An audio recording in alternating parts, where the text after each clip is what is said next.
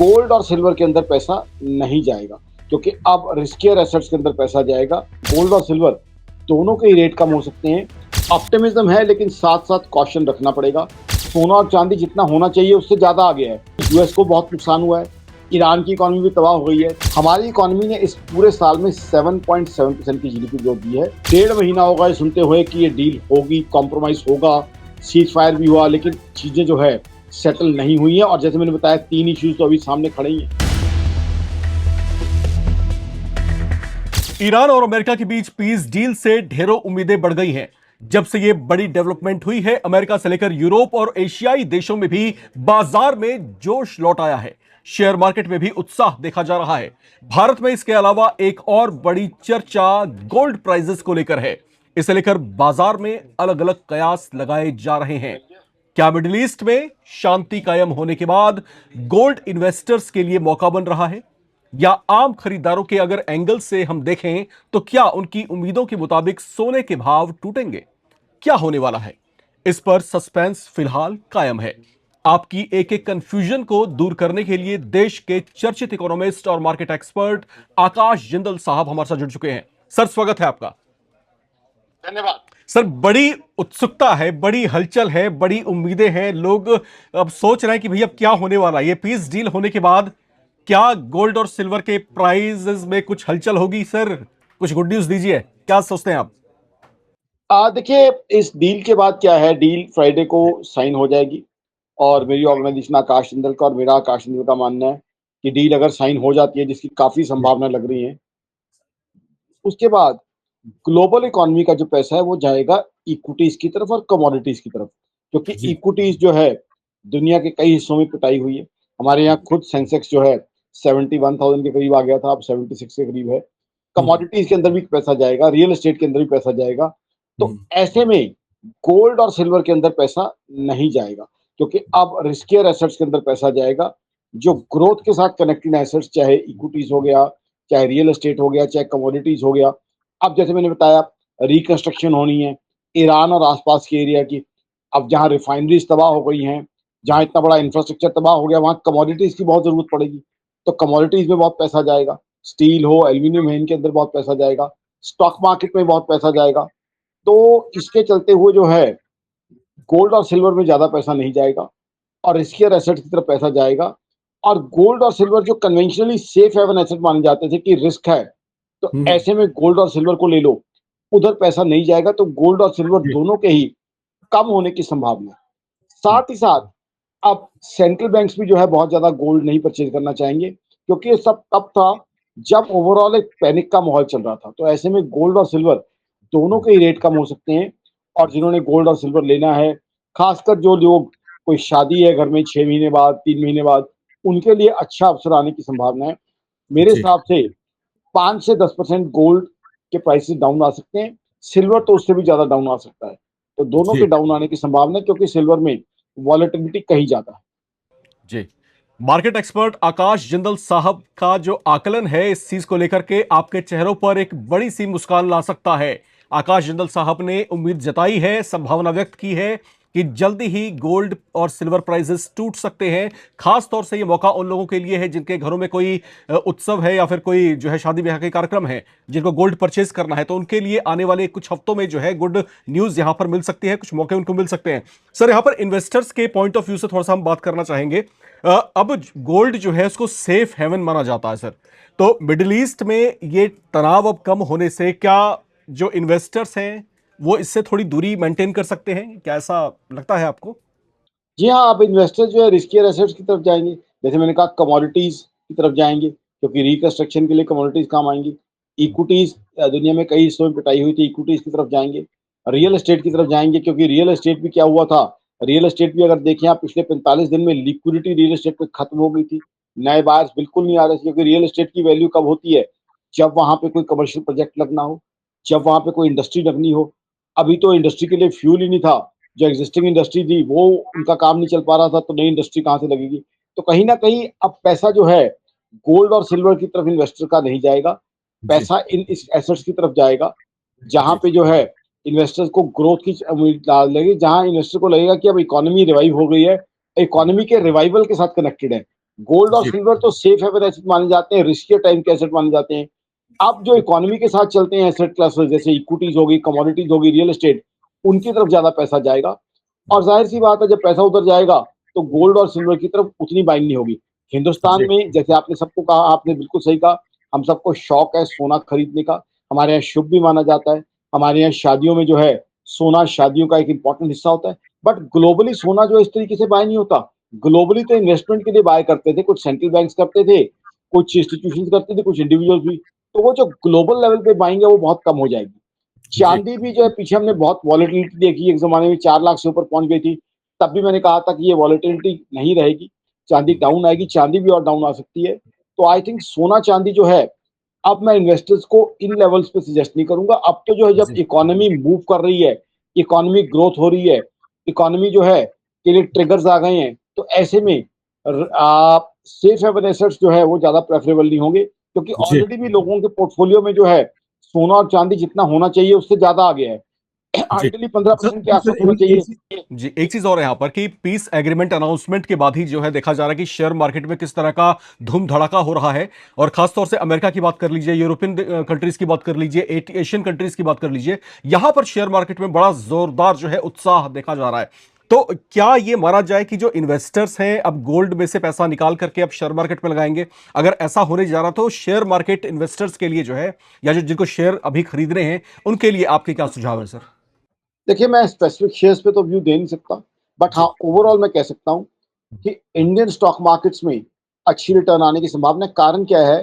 क्योंकि हमारी इकोनॉमी जो है बहुत जबरदस्त ग्रोथ दे रही है। डेटा दे रही हूँ दर्शकों को। हमारी इकोनॉमी ने इस पूरे साल में 7.7% की जीडीपी ग्रोथ दी है, और लास्ट क्वार्टर में 7.8% की जीडीपी ग्रोथ दी है। जबकि लास्ट क्वार्टर वो था जब वॉर शुरू हो चुकी थी। अब उसके अलावा देखिए, हमारी इकोनॉमी में कंजम्पशन का इतना जबरदस्त बूम आया हुआ है। जीएसटी का देखें आप, जी जीएसटी कलेक्शन अप्रैल का 2.43 लाख करोड़ है ग्रॉस। उसके बाद आप चले ताजा डेटा, मई का डेटा दे रहा हूं, जब वॉर चल रही थी, कॉम्प्रोमाइज की कोई संभावना नहीं दिख रही थी। आप देखें यूपीआई ट्रांजेक्शन 23.2 बिलियन ट्रांजेक्शन हुई है। देख सकते हैं लोग, देश की इकोनॉमी कितनी बढ़िया चल रही है। जब इकोनॉमी अच्छी चल रही है, जीडीपी ग्रोथ अच्छी चल रही है, तो स्टॉक मार्केट से इन जनरल अच्छी रिटर्न आने की उम्मीद है। ऐसे में जब इकोनॉमी की मूवमेंट फ्री हो जाएगी, अभी तो देखिए एनर्जी के कारण जो है इकोनॉमी की मूवमेंट कम हो रही थी, उससे पहले टैरिफ का इम्पैक्ट था। तो जब ये इम्पैक्ट नहीं रहेंगे, तो जाहिर सी बात है स्टॉक मार्केट में दर्शकों का रुझान कहीं ज्यादा होगा, क्योंकि जी वहां ग्रोथ आने की पॉसिबिलिटी बहुत ज्यादा है। क्योंकि जीडीपी ग्रोथ हमारे मुकाबले तो किसी की है ही नहीं है। आप यूएस की बात करें, लास्ट ईयर 2025 फर्स्ट क्वार्टर में नेगेटिव जीडीपी ग्रोथ रही है। कनाडा की बात करें, 2 क्वार्टर नेगेटिव जीडीपी ग्रोथ रही है, अभी के 2 क्वार्टर। जापान की बात करें, जुलाई टू सितंबर नेगेटिव जीडीपी ग्रोथ रही है। जर्मनी 2023 और 2024 पूरे 2 साल नेगेटिव जीडीपी ग्रोथ रही है। तो हमारी जीडीपी ग्रोथ इतनी अच्छी बढ़ रही है। टैक्स कलेक्शन का डेटा मैंने आपको दिया, 2.43 लाख करोड़ का रिकॉर्ड बनाया हमने अप्रैल में ग्रॉस जीएसटी कलेक्शन का। इनकम टैक्स की बात करें, 9.19 करोड़ फाइलर्स हैं। इनकम टैक्स कब देंगे लोग? जब लोगों की कमाई बढ़ेगी। तो ऐसे जी में जब इतनी अच्छी इकोनॉमी चल रही है, तो स्टॉक मार्केट से काफी उम्मीदें हैं, और स्टॉक मार्केट की तरफ लोगों का पैसा जाएगा। लेकिन सर इस बात को भी डिनाई नहीं कर सकते हैं कि जिस तरह की अनसर्टेनिटी बनी हुई है, तो इस बात की भी उम्मीदें हम नकार नहीं सकते हैं कि ईरान और अमेरिका के बीच जो पीस डील एग्रीमेंट होने वाला है वो भी कहीं ना कहीं अगर टूट जाता है, खुदा ना खास्ता अगर ऐसा हो, तो क्या लगता है आपको कि वाकई में गोल्ड के प्राइसेस में फिर से एक बार उछाल देखने को मिलेगा? किस तरह की संभावना है जो उनसे? आप जो आपने पॉइंट रेज किया है, ये इंपॉर्टेंट पॉइंट है। देखिए, 2-3 इश्यूज हैं। मैं ग्लोबल चैनल्स पे भी ये चीज बात कर रहा हूँ। सबसे पहले तो क्या यूएस ईरान को कंपनसेशन देगा या नहीं, अभी तक हमें कोई कॉन्क्रीट आंसर नहीं मिला है। फिर यूरेनियम और न्यूक्लियर एसेट्स का क्या होगा ईरान के। बिल्कुल तीसरा, सर। फ्रोजन एसेट्स का क्या होगा। अब ईरान तो सब जगह ये क्लेम कर रहा है कि हम वॉर जीत गए हैं। फिर इसराइल जो है किस तरह का स्टैंड रखता है, क्योंकि इसराइल तो जो है अभी भी कंटिन्यू कर रहा है अपने एफर्ट्स के साथ। वो तो अभी कह रहा है कि मैंने अपने एफर्ट्स जो कंटिन्यू करने हैं। तो ऐसे में there still a slip between the cup and the lip. तो फ्राइडे तक, मैं इसीलिए मैंने शुरू में कहा था कि 97-98% चांसेस है कि ये हो जाएगी साइन। कारण क्या है? यूएस को बहुत नुकसान हुआ है, ईरान की इकोनॉमी भी तबाह हो गई है, तो इसलिए पॉसिबिलिटी है कि हो जाएगी। But there is a slip between the cup and the lip. अगर अब ये 3 मुद्दे ऐसे हैं जिन पे अभी तक हमें कैटेगरिकल जवाब नहीं मिले हैं कि ईरान के फ्रोजन एसेट्स का क्या होगा, ईरान को कंपनसेशन देगा यूएस, और अगर यूएस ईरान को कंपनसेशन देता है तो यूएस के खुद के फाइनेंस और यूएस की जो है इमेज का क्या होगा। और तीसरी बात आ जाती है फिर न्यूक्लियर एनर्जी और यूरेनियम की कि उसको लेके क्या फैसला होगा, क्योंकि बात तो ये तक कही जा रही है कि ईरान अब न्यूक्लियर पावर अपनी यूज नहीं करेगा, न्यूक्लियर अपने आप को न्यूक्लियर नहीं बनाएगा। तो कहीं ना कहीं ये 3 पॉइंट्स पे क्लैरिफिकेशन आनी जरूरी है। इसीलिए what you have said is an important point, और मैंने शुरू में कहा था 97-98% चांसेस है। चांसेस क्यों ज्यादा है? क्योंकि यूएस को भी वॉर से काफी नुकसान हुआ है, ईरान तो फाइनेंशियली तबाही हो गया इस वॉर से, और उनका जो ऑयल सेल होता था वो भी पीछे जब से स्ट्रेट ऑफ हॉर्मुज को ब्लॉक किया यूएस ने वो भी बंद हो गया। तो इसलिए जो है फ्राइडे तक हमें we have to keep our fingers crossed. जी सर, हमारे कुछ दर्शक हैं, उनकी तरफ से कुछ क्वेरीज आ रही हैं, उनके कुछ सवाल हैं, बड़ी उत्सुकता उनके मन में। सवाल वो ये पूछ रहे हैं कि क्या गोल्ड निवेशकों को इस समय फिजिकल गोल्ड, गोल्ड ईटीएफ या सोवरेन गोल्ड बॉन्ड में जो है निवेश करने पर विचार करना चाहिए? ये जो सवाल हमारे दर्शक जो है हमको भेज रहे हैं, सर बताइए इसका जवाब क्या है? मेरे हिसाब से जो है डिपेंड करता है कि आपका जो है एंगल क्या है। मान जी लीजिए घर में कोई शादी है, घर में कोई उत्सव है, तो आप फिर गोल्ड ज्वेलरी लीजिए। हालांकि कुछ लोगों को जवाब लगेगा कि आकाश जिंदल साहब ऐसी बात क्यों कह रहे हैं, ज्वेलरी के अंदर तो कुछ तो जी मेकिंग चार्जेस आ जाते हैं। ज्वेलरी के अंदर जो है ये भी होता है कि हम लेते हैं लाख रुपए की, तो सोना तो 85,000 का पल्ले पड़ता है कई केसेस में। वहां मैं क्यों कहूंगा ज्वेलरी ले, क्योंकि ज्वेलरी आपके परिवार की जो है शान भी बढ़ाएगी, जी आपके परिवार के लिए शुभ भी होगी, और लॉन्ग टर्म आ जाता है ज्वेलरी में, क्योंकि उसे रखा जाता है लॉन्ग टर्म के लिए, क्योंकि उसके अंदर इमोशनल कंटेंट आ जाता है। तो उस एंगल से अच्छा है। हाँ, अगर आप प्योर इन्वेस्टर हैं तो ईटीएफ या दूसरी ऑप्शन दे सकते हैं। तो आपको देखना है कि आपका जो है टारगेट क्या है, प्योर इन्वेस्टमेंट है या यूटिलिटी कम इन्वेस्टमेंट है। जी जी सर, एक सवाल और आया है, बस ये सवाल पूछ करके हम बातचीत के अंत की तरफ बढ़ेंगे। सवाल ये पूछा गया कि सर 17 तारीख वो दिन है जिस दिन ईरान और अमेरिका के बीच पीस डील फाइनल होनी है। क्या फटाफट से मार्केट से गोल्ड उठा करके भर लिया जाए, या फिर इंतजार किया जाए कि ये डील हो जाए या फिर ना हो, ऐसी वाली कोई स्थिति अगर बनती है तो फिर उसके बाद कोई फैसला लिया जाए? आपका ओपिनियन क्या कहता है सर इसमें? कॉशियस ऑप्टिमिज्म, ऑप्टिमिज्म है, लेकिन साथ साथ कॉशन रखना पड़ेगा, क्योंकि पीछे हमने देखा है डोनाल्ड ट्रंप साहब की पर्सनैलिटी को अगर एनालाइज किया जाए तो कई बार उनकी स्टेटमेंट्स में विरोधाभास रहा है। जो स्टेटमेंट उन्होंने एक दिन दिया, अगले दिन कुछ चेंजेस भी आई हैं। फिर ईरान को भी देखा जाए, ईरान में जो मिलिट्री है आज वो डोमिनेंट पोजीशन पे है। फिर जी इसराइल का देखिए आप उन्होंने क्या स्टैंड लिया हुआ नेतन्याहू साहब ने। तो इसलिए कहीं ना कहीं आकाश जिंदल और आकाश जिंदल डॉटन तो मानते हैं कि होनी चाहिए, क्योंकि अमेरिका ने भी नुकसान उठाया और ईरान तो काफी हद तक फाइनेंशियली बहुत नुकसान खा चुका है। बट स्टिल फ्राइडे तक का इंतजार करना जरूरी है, क्योंकि पीछे हमने 1.5 महीना होगा ये सुनते हुए कि ये डील होगी, कॉम्प्रोमाइज होगा, सीज फायर भी हुआ, लेकिन चीजें जो है सेटल नहीं हुई है। और जैसे मैंने बताया 3 इश्यूज तो अभी सामने खड़े ही हैं। तो अब एक्सपेक्टेशन है कि होगी, but caution should be there, over optimism ना रखें। जी बिल्कुल, यहां पर जो है तमाम जो कंफ्यूजन्स थी, उम्मीद है कि वो काफी हद तक आपकी दूर हुई होंगी। और आकाश जिंदल साहब ने जो उम्मीदें यहां पर जताई है, जो संभावनाएं व्यक्त की हैं, वो यही हैं कि आने वाले कुछ दिनों में हो सकता है कि सोने और चांदी के भाव कुछ हद तक क्रैश हों, उनके दाम में जो है कुछ हद तक गिरावट आए, और फिर आप जो है उसको परचेज कर सकते हैं।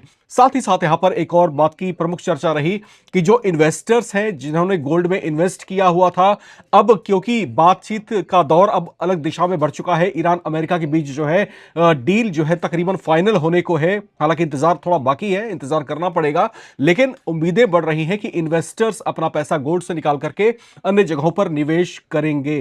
तो इस तरह की भी संभावनाएं बढ़ रही हैं। तो आकाश जिंदल साहब इन तमाम पहलुओं पर हमारे साथ बातचीत के लिए जुड़े हुए थे, सर आपका बहुत बहुत शुक्रिया। और जो दर्शक इस समय हमारे साथ जुड़े हैं, जो बार बार एक सवाल पूछते हैं कि भाई सोना खरीदा कब जाए, चांदी खरीदी कब जाए, तो चेहरे पर मुस्कान लिए रहिए, इंतजार करते रहिए, मार्केट पर नजर रखिए, क्योंकि अब समय आ रहा है और कुछ गुड न्यूज भी मिलने वाली है। उम्मीदें कायम है, कायम रखिए इसको, और नवभारत टाइम्स देखते रहिए, पल पल की हर एक जानकारी आपको यही मिलेगी। नमस्कार। आकाश जिंदल और आकाश जिंदल डॉट इन की तरफ से सबको नमस्कार, प्रणाम। नमस्कार सर।